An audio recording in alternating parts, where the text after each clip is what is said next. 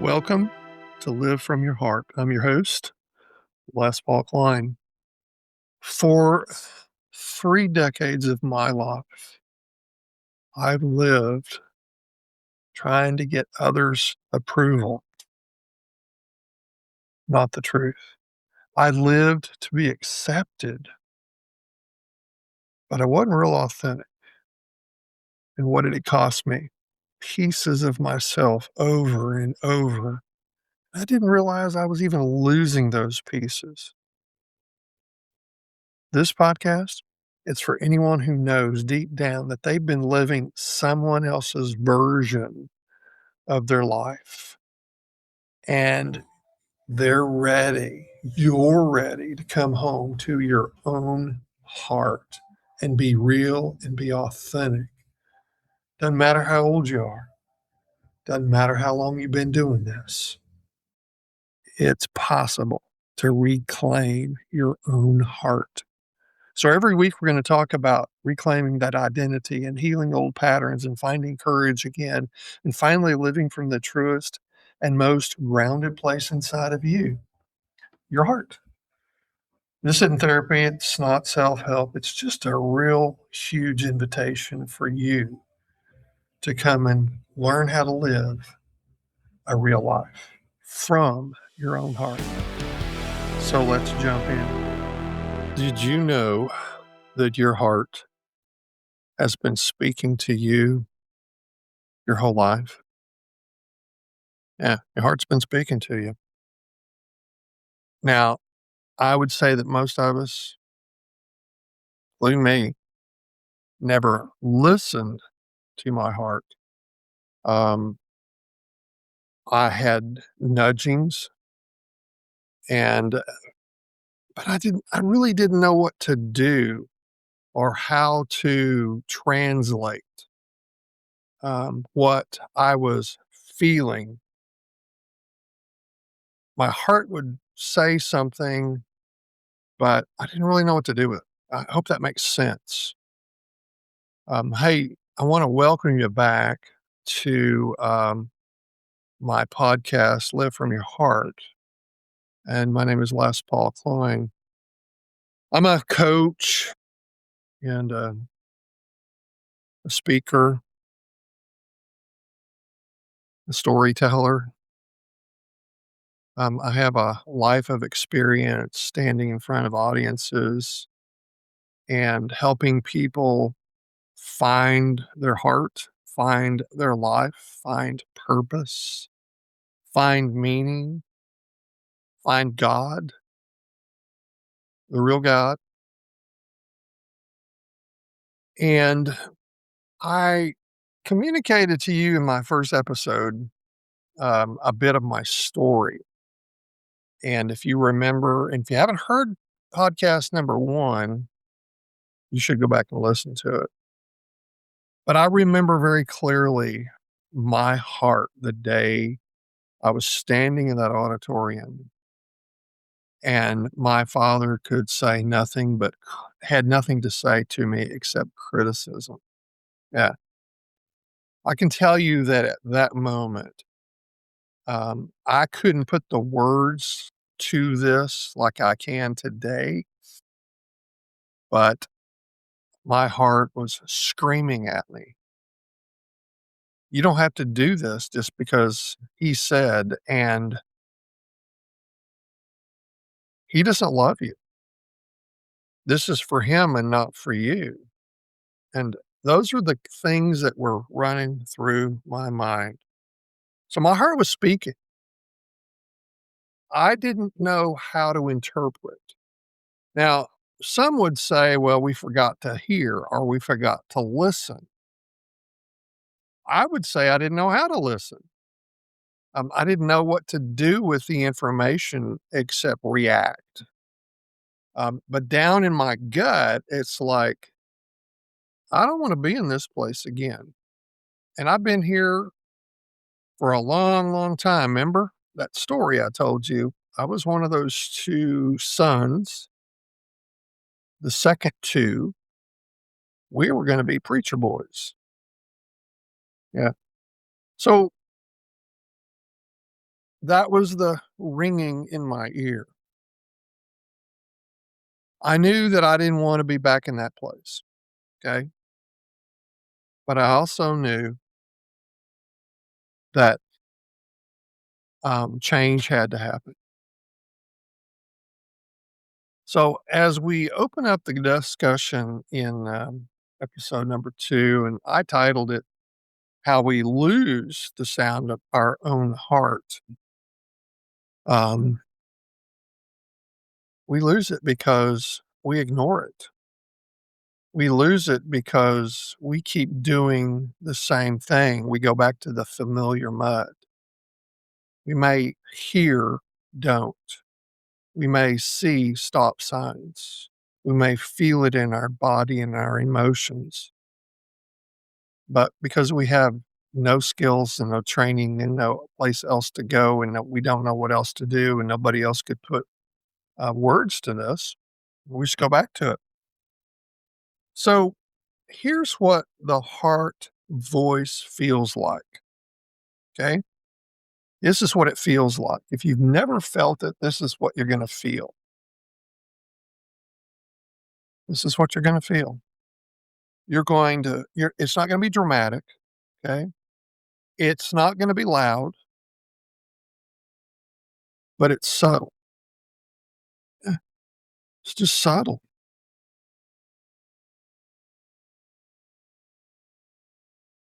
The subtlety,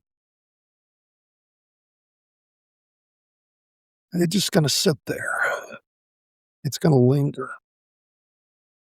The subtlety of my experience just lingered for hours and days and weeks and months and years because I still remember.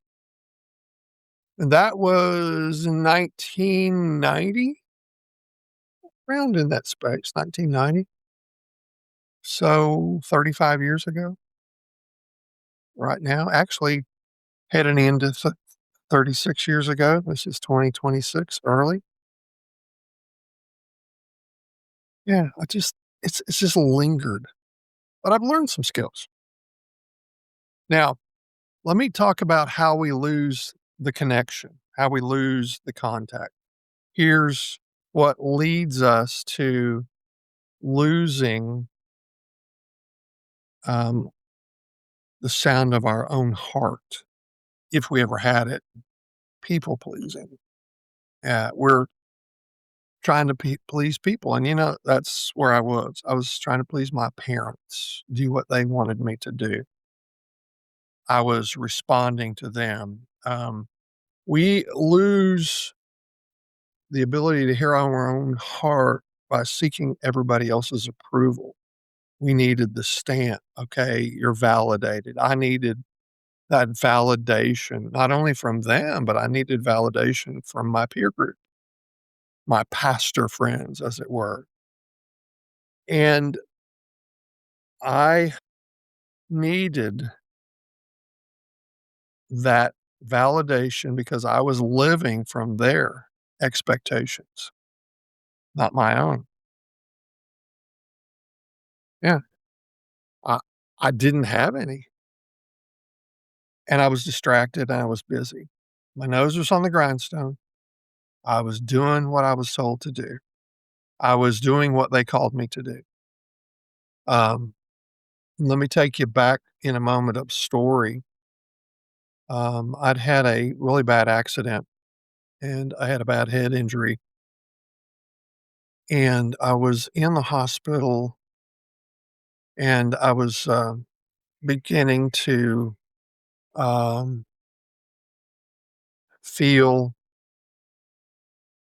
um, my body again. I was starting to regain my senses. My mother came in the room and she said to me, she said, "Well, has God got your attention yet?" And I said, "Well, certainly he does, because I interpreted what took place as a God thing. God allowed that to happen. the accident took place, and it was his way of, um, rattling my cage, as it were, and that was a hinge because I had some decisions to make at that point in my life. I had pathway number 1 in a career that was set forth that I had chosen, and it wasn't ministry.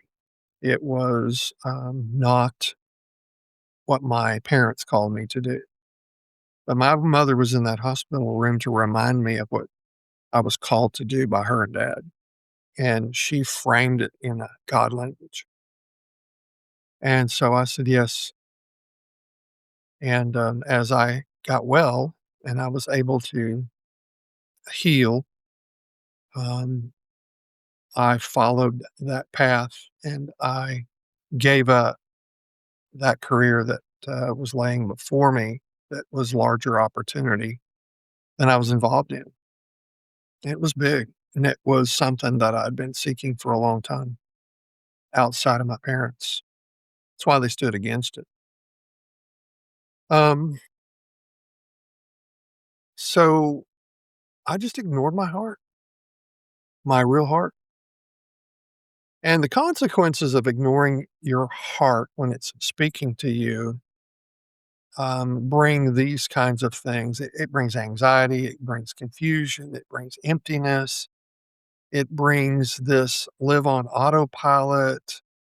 You feel disconnected from yourself, um, and you go through the motions of life. And so, for the next um, bit of my life, several years, those were the things that I experienced over and over and over again. There were good times, but there was also this underlying current that I ignored my own heart and I did what they called me to do. And I shrouded it in this is a God call. Okay. So some of you may or may not understand that. And I get it. You've never been in that path, but you can put it into your own life because we all have people who influence us and who we listen to. And there was a moment and time and day when I finally reached the end of myself. Okay. And this is when it happened. This is an awful story, but I'm going to tell it to you. Um, my wife and I had separated and divorced. So obviously my ministry was over.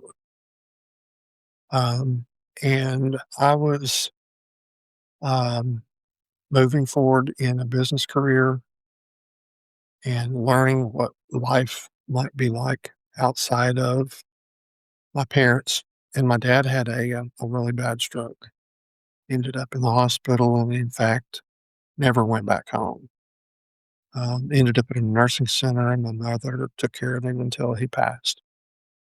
But I was in the middle of moving from the West Coast to middle America for a new job career movement. And I'd had about 18 months at that point in a new career field. Was working really well. I liked it. Got an opportunity to move up. Had a good friend who opened some doors.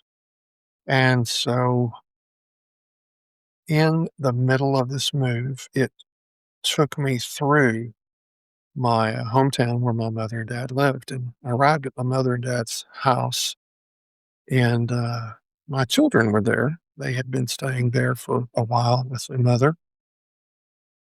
And the caretaker who was with them said, "Well, I've been trying to reach you. And obviously now we understand why we couldn't because you were on the road." This is prior to cell phone service, folks. And your dad's had a stroke and he's in the hospital in a larger city just south. So as soon as my friend and I could um, kinda make arrangements. We drove to the largest city, 45 minutes away, and, I went to the hospital and I found my mother, and she looked at me and she said, "Well, you know this is your fault because you're not doing what God called you to do, and your dad had a stroke because of you." Yeah, yeah. Phew. I can only tell you that there were so many emotions running through my body at that point. Um, it was run the gamut, and life then became a blur for the next 24 months. It was just a blur. Um, in a new relationship, didn't work, wasn't gonna work, never had a chance. New career position, didn't work out. It really wasn't what I was supposed to be doing. Um, but about 24 months later, I finally landed where I am today, in Greenville, South Carolina. And I'll never forget, um, I was looking for a new opportunity. I'd been here a week. I'm making phone calls, and I'm intensive on getting stuff done. I'm a getter. Or a go-getter. I'm gonna make it happen. And I was making phone calls into that career path that I had been in, and there really wasn't much to offer, but I, landed on the phone with a lady who, um, had an opportunity in the field, and invited me to come and meet her. Well, as it turns out, it's literally her office was 1 block from where I was living. So I went down and met with her, and, great conversation, looked like a great opportunity, and, then we just decided, "Let's think about this, consider, pray over it. Let's see, let's get together tomorrow or the next day." So we did that. And I went back, to meet with her again, and she brought in the owner of the company and introduced me to the owner of the company. It's a small company. And, she said, "Now I have a proposal for you." She said, "My proposal is this. I want to give you my job with the blessing of our owner, and, I'm gonna leave the company and go do something else because there's other things that I wanna do, and you're perfectly suited to take over this position that I'm in." I'm going, "Are you kidding me?" But that's what took place, and, that dear woman, only had one caveat. She said, "I will do this for you, but I ask that you attend church with my husband and I."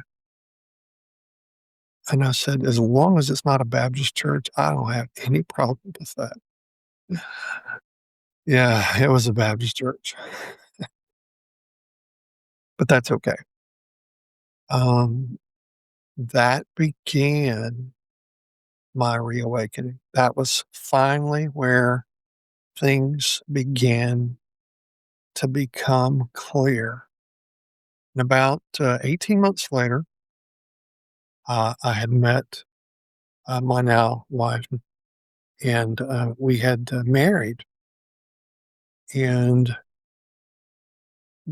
God took me to a place where I could function from my own heart and be honest about this in my life, in my marriage, in whatever else I wanted to do. And I wasn't locked into this ministry thing that my parents called me to. And my voice began to be heard in my own soul because I stopped the nonsense and started listening.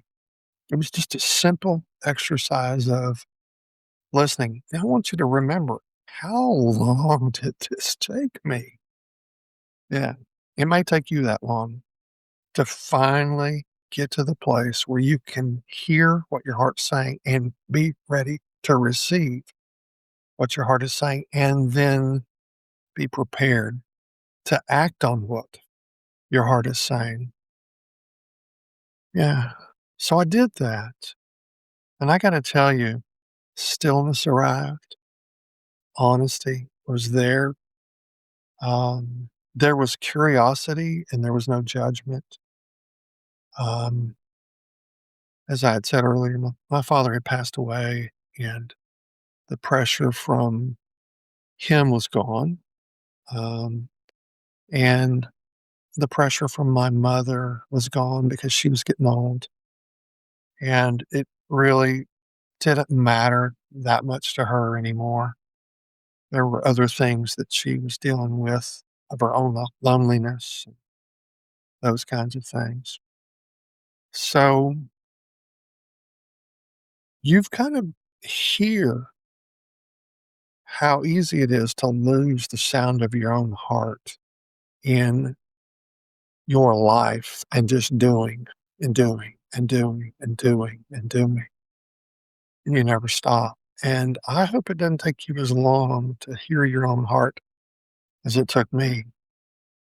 But we all have to go through the process.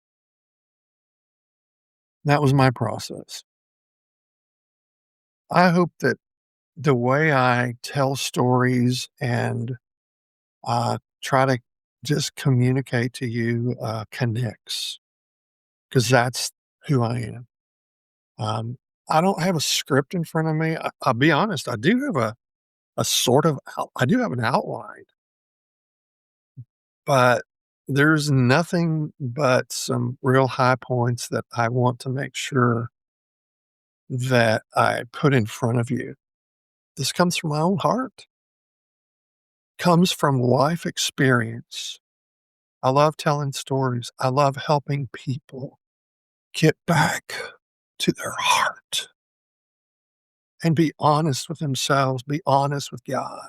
He created you, He made you. That longing for relationship, that's from Him, folks, whether you'll admit it or not. So let me say this as I close up. If you're ready, connect. You are ready to make a connection um, with your own heart.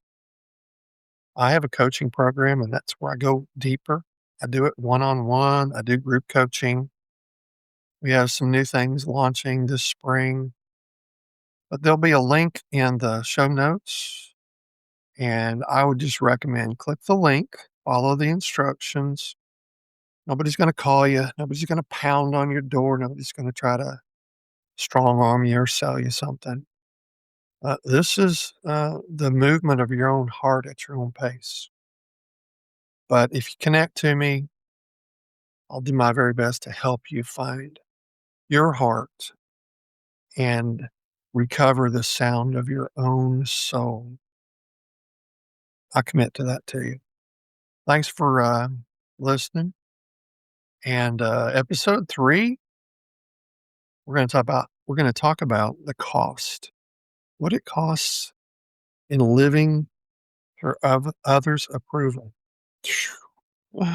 You heard some of that today, but I'm going to tell you what it really costs in your life to live for others' approval. So tune in. That's on episode 3. Hey, thanks for tuning in. And don't forget to go to my show notes. Click the link in the show notes if you'd like to connect to me. There's a link. You can schedule an appointment. We can talk on the phone. Have a blessed day.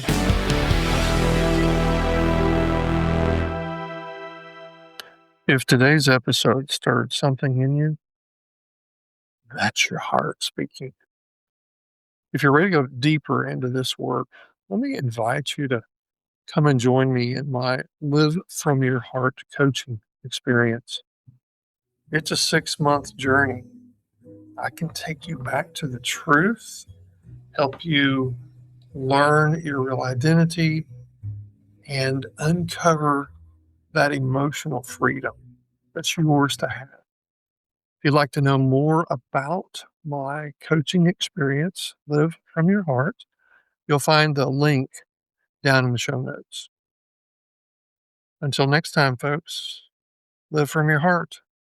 It's the only life that's truly yours.